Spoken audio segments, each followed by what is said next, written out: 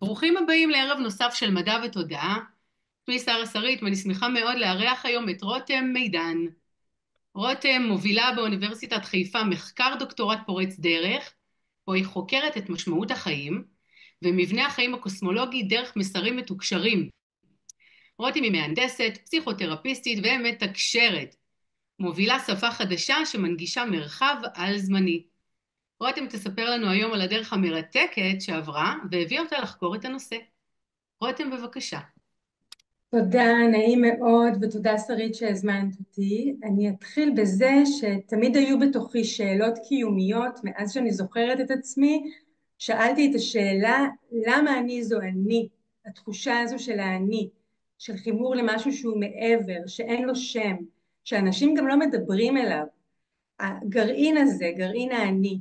אז אני הייתי ילדה מוכשרת, הצטיינתי בלימודים, בספורט, ואפשר לומר שהוסללתי למקומות שבהם הייתי טובה ורצו לקדם אותי ללימודי המתמטיקה והמדע.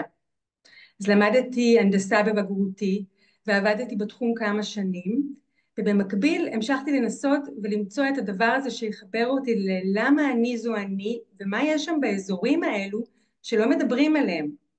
לפני 13 שנים החלטתי לשנות כיוון ועשיתי הסבה לתחום הטיפול, ולאחר השלמות ולקראת סיום התואר השני עבדתי על עבודת תזה שעסקה בזיכרון מגלגולי חיים קודמים ואיך מטפלים קונבנציונליים תופסים חוויות כאלה שמספרים עליהם מטופלים במסגרת הטיפול. והמסקנות לא היו מעודדות, אין כמעט מקום מכבד ומעבד לחוויות האלו, אבל לצורך המחקר עברתי בעצמי היפנוזה לגלגולי חיים קודמים בוולנסיה שבספרד, וחוויתי חוויה מאוד מאוד עוצמתית. המשכתי לחקור לדוקטורט בהנחייתה של פרופסור עופרה מיינזלס באוניברסיטת חיפה. בהתחלה חשבתי שאני אחקור התמודדות בני משפחה של חולי סרטן סופני. בעצמי איבדתי את אחותי למחלת הסרטן, אבל דברים קרו אחרת לגמרי מהמצופה.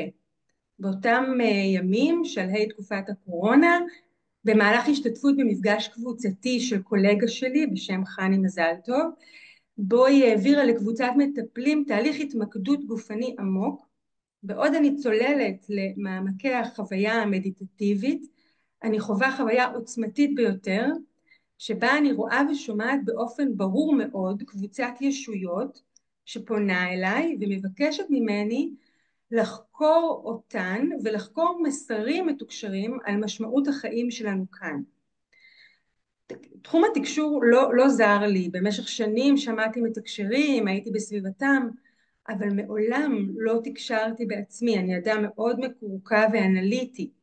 אני מכירה את תחום הפסיכוזה, את עולם הטיפול לפני ולפנים, ואי אפשר היה להתווכח עם מה שראיתי ושמעתי. החוויה הייתה כל כך עוצמתית, עד שהקפאתי את התקדמות הצעת המחקר למשך זמן.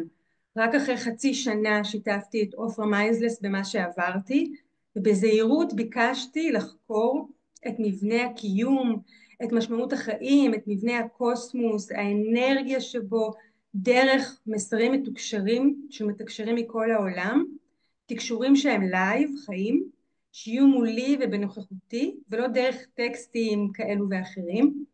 עופרה כמובן אמרה שהיא איתי, היא הולכת אחריי בבחירות שלי. עכשיו שנבין כולנו, לפי הספרות המקצועית, מחקר כזה מעולם לא בוצע בשום מקום בעולם, בשום מוסד אקדמי. חשוב להבין שלא מדובר בשאלה אונתולוגית, האם זה אמיתי, אלא בשאלת התופעה והחומרים שעולים ממנה. הרי הדור החדש, דור האלפא, דור הזד וזה שלפניו, מאמץ לחיקו את עולם התקשור בתדירות הולכת וגוברת, לא בהסתר, באופן גלוי. אני במחקר מלקטת את מה שמופיע. לשמחתי הרבה אוניברסיטת חיפה אישרה את המחקר, כמובן עברתי את ועדת האתיקה ויצאתי לדרך. ראיינתי מתקשרים מכל העולם, קנדה, ארצות הברית, ברזיל, אירלנד, ישראל, אנגליה ועוד הרבה, אבל זה לא הספיק. התחלתי להקשיב לאיזשהו דחף שקרא לי לשנות זווית הסתכלות, מה שהוביל לפרדיגמה מחקרית חדשה שאומרת שאני לא אמורה לרדוף אחרי התובנות, אלא שהן יגיעו אליי אם אפתח את היריעה ויאפשר להן מרחב גדול מספיק. מכאן התרחב המחקר, וכיום אני פוגשת קבוצות של מתקשרים לתקשור משותף. זאת חוויה מאוד עוצמתית ומדהימה. המפגשים עצמם מצולמים ומוקלטים. הרבה תובנות מרחיקות לכת וחלוציות מגיעות, תשובות על מבנה הקיום, הקוסמוס, החיבור בין כולנו ואיך הכל עובד.